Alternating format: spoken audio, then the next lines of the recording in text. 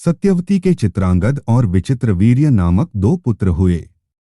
शांतनु का स्वर्गवास चित्रांगद और विचित्रवीर्य के बचपन में ही हो गया था, इसलिए उनका पालन पोषण भीष्म ने किया।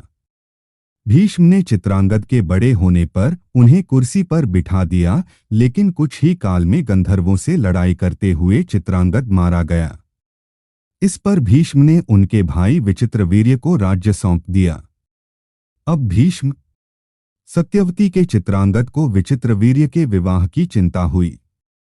उन्हीं दिनों काशीराज की 3 कन्याओं अंबा, अंबिका और अंबालिका का स्वयंवर होने वाला था। उनके स्वयंवर में जाकर अकेले ही भीष्म ने वहां आए सभी राजाओं को परास्त कर दिया और तीनों कन्याओं का किडनैप करके हस्तिनापुर ले आए।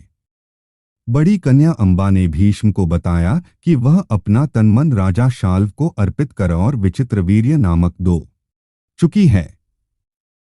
उसकी बात सुनकर भीष्म ने उसे राजा शाल्व के पास भिजवा दिया और अंबिका और अंबालिका का विवाह विचित्रवीर्य के साथ करवा दिया। राजा शाल्व ने अंबा को ग्रहण नहीं किया, अतः वह हस्तिनापुर लौटकर आ गई और भीष्म से बोली, हे आर्य, आप मुझे किडनैप करके लाए हैं, अतएव आप मुझसे विवाह करें। किंतु भीष्म ने अपनी प्रतिज्ञा के कारण उसके अनुरोध को स्वीकार नहीं किया। अंबा रुष्ट होकर परशुराम के पास गई और उनसे अपनी समस्या सुनाकर सहायता मांगी। परशुराम ने अंबा से कहा, हे देवी, आप चिंता न करें, मैं आपका विवाह भीष्म के साथ करवाऊंगा। परशुराम ने भीष्म को बुलावा भेजा, किंतु भीष्म उनके पास नहीं गए।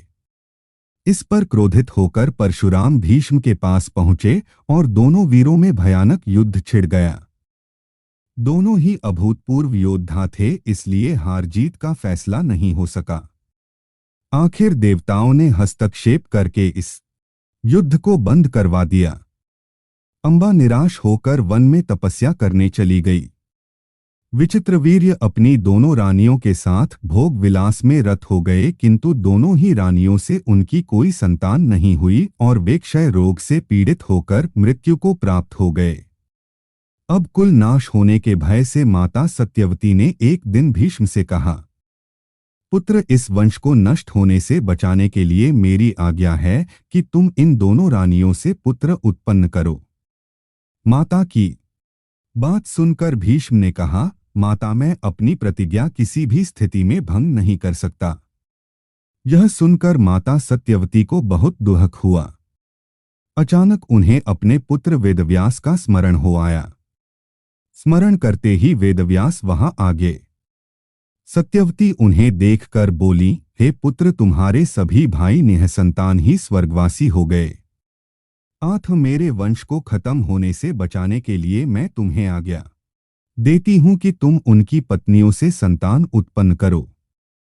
वेदव्यास उनकी आज्ञा मानकर बोले, माता, आप उन दोनों रानियों से कह दीजिए कि वे 1 वर्ष तक नियमव्रत का पालन करते रहें, तभी उनको गर्भ धारण होगा। 1 वर्ष व्यतीत हो जाने पर वेदव्यास सबसे पहले बड़ी रानी अंबिका के पास गए। अंबिका ने उनके तेज से डरकर अपने नेत्र बंद कर लिए। वेदव्यास लौटकर माता से बोले, माता, अंबिका का बड़ा तेजस्वी पुत्र होगा, किंतु नेत्र बंद करने के दोष के कारण वह अंधा होगा। सत्यवती को यह सुनकर बहुत दुख हुआ और उन्होंने वेदव्यास को छोटी रानी अंबालिका के पास भेजा। अंबालिका वेदव्यास को देखकर डर से पीली पड़ गई। उसके कक्ष से लौटने पर वेदव्यास ने सत्यवती से कहा, माता, अंबालिका के गर्भ से पांडु बीमारी से ग्रसित पुत्र होगा। इससे माता सत्यवती को और भी बहुत दुख हुआ और उन्होंने बड़ी रानी अंबालिका को पुनः वेदव्यास के पास जाने का आदेश दिया। इस बार बड़ी रानी ने स्वयं न जाकर अपनी दासी को वेदव्यास के पास भेज दिया।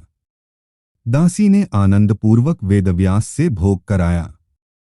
इस बार वेदव्यास ने माता सत्यवती के पास आकर कहा, माते, इस दासी के गर्भ से वेद वेदांत में पारंगत अत्यंत नीतिवान पुत्र उत्पन्न होगा। इतना कहकर वेदव्यास तपस्या करने चले गए। समय आने पर अंबिका के गर्भ से जन्मांध धृतराष्ट्र, अंबालिका के गर्भ से पांडु बीमारी से ग्रसित पांडु तथा दासी के गर्भ से धर्मात्मा विदुर का जन्म हुआ।